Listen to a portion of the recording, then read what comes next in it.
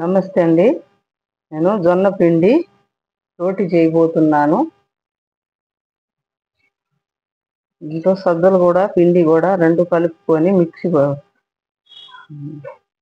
జొన్న పిండి సద్దల పిండి మర్రబట్టించుకున్నానండి. శుభ్రం కడిగేసుకొని ఇప్పుడు రోటి చేయబోతున్నాను. కొంచెం గోరెచ్చటి నీళ్లు పోసుకోవాలండి కలిపేటప్పుడు.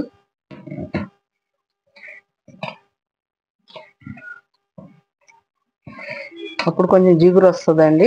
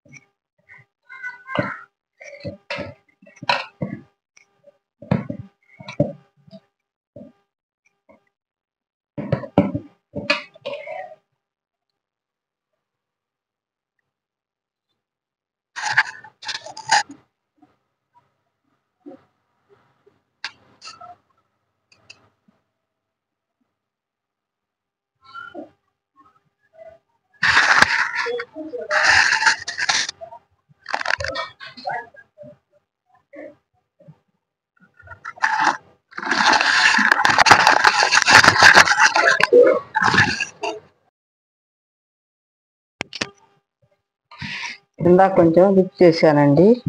అది మనకి రొట్టెకి వచ్చేటట్టుగా కలుపుకోవాలి. కొంచెం టైం పడుతుందండి. కొంచెం 5 నిమిషాలు నానబెట్టుకోవాలి.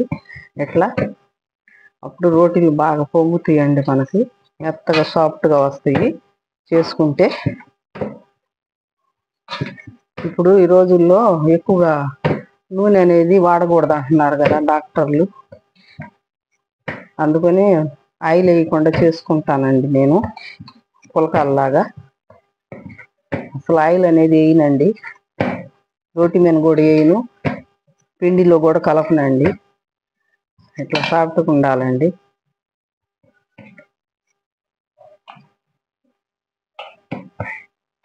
ఇట్లా వచ్చినప్పుడు ఉండలు ఇట్లా చుట్టుకోవాలండి. చుట్టుకొని ఇట్లా చిన్న చిన్నలాగా చేసుకోవాలండి. ఇట్లా పిండిలో అద్దుకుంటే త్వరగా అయిపోతుందండి. ఇట్లా పెట్టుకోవాలి.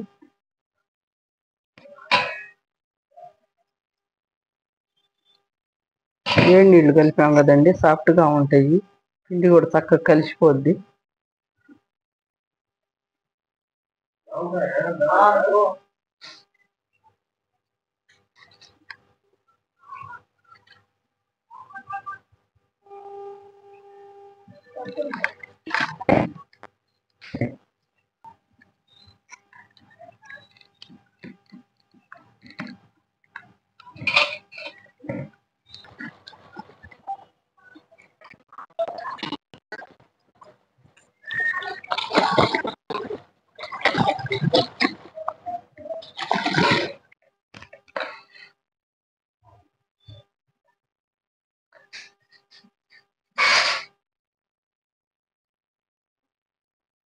ఇలా మనం రొట్టెలు పూరి కర్రతో కూడా చేసుకోవచ్చండి. జొన్న రొట్టెలు పిండి కలుపుకొని విధానంగా కలుపుకొని ఇట్లా చేసుకోవచ్చు. చేత్తోనే కాదు.